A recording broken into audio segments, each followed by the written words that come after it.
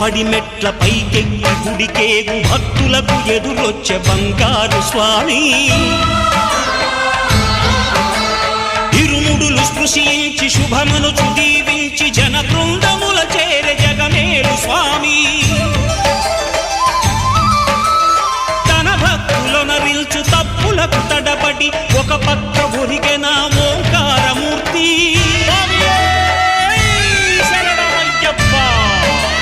స్వాములందరూ తనకు సాయము కాగా ధీమంతుడై లేచే ఆ కన్య స్వామి పట్టబంధము వీడి భక్తతతికై